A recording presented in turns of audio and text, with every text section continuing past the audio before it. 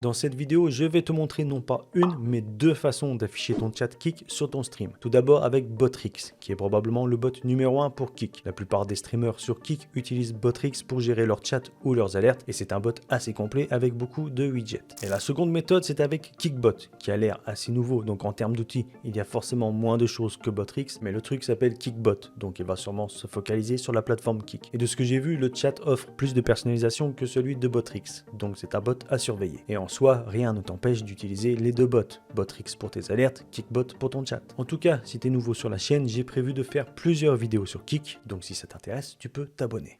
On commence avec Botrix. Tu vas sur botrix.live. Pour l'instant, tu ne peux pas te connecter directement avec ton compte Kik. Il faudra le connecter juste après, donc tu te connectes avec le compte que tu veux.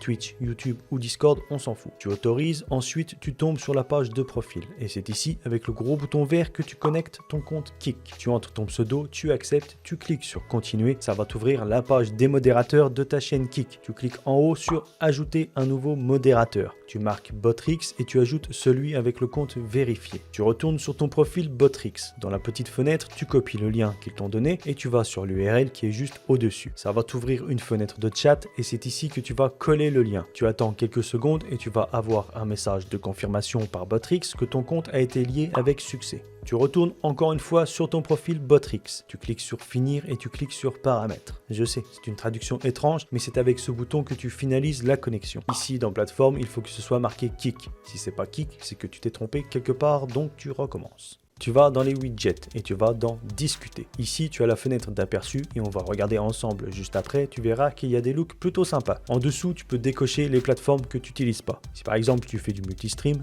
YouTube et Kik en même temps, et qu'au tout début, tu t'es connecté avec ton compte YouTube, tu peux cocher YouTube et Kik. Comme ça devrait afficher les messages des deux plateformes. Tu peux masquer les messages du bot. Tu peux afficher ou non les émoticônes de BetterTTV et 7TV. Ce sont des extensions pour Twitch et YouTube qui te permettent d'utiliser plus d'émotes, mais je ne sais pas si c'est disponible pour Kik. Tu peux aussi masquer les anciens messages ou alors tu peux les laisser tout le temps affichés. Tu peux cacher les commandes et tu peux afficher l'icône de la plateforme à côté du nom dans le chat. C'est bien si tu fais du multistream. Et enfin, donc, conception, c'est là que tu peux choisir le style visuel du chat.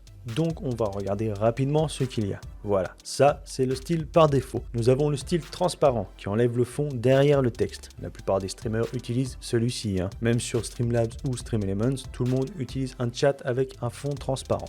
Le style Bubbles avec des petites bulles bien sympathiques. White, donc avec un fond blanc. Et là, ce que j'aime bien, c'est les contours noirs autour des icônes et des noms. Ça ressort bien. Cake avec un fond rose tout mignon. Side, c'est un peu comme le transparent de tout à l'heure, sauf que le texte, il est bien séparé du nom. Streamline, c'est pour avoir un chat horizontal, et ça, c'est plutôt intéressant. C'est pas souvent qu'on voit ça. Je sais que c'est possible de faire ça avec StreamElements, sauf que c'est un peu chiant à mettre en place. Là, c'est directement avec un petit bouton. Hop, tu appuies dessus, voilà, c'est fait. Ça, c'est très bien. Moi, j'aime bien quand c'est facile. Et les derniers, ce sont pour ceux qui s'abonnent à Botrix Premium. Je crois que c'est 3 € par mois, donc c'est pas très cher, et vous avez accès à d'autres outils en plus. Le style Hacker, qui est plutôt cool, mais tous les noms sont en vert. Du coup, c'est pas facile de différencier les pseudos. Néon, pourquoi pas, mais je pense que le nom aurait dû être d'une couleur différente. Là, c'est la même couleur que le texte, je suis pas fan. Rounded, avec l'accent américain, ça fait un peu penser au style Bubbles, non? Sky, ok, c'est comme le style White, mais c'est bleu, c'est la couleur du ciel. Et le dernier, c'est What's Chat. Plutôt bien, on a l'impression que c'est un chat de téléphone.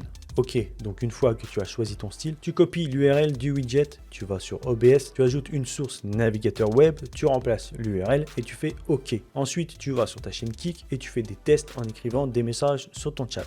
Si c'est bien, bah parfait. Sinon, tu vas dans les propriétés de la source et tu redimensionnes la largeur et la hauteur si tu en as besoin, ou même sur ta scène directement.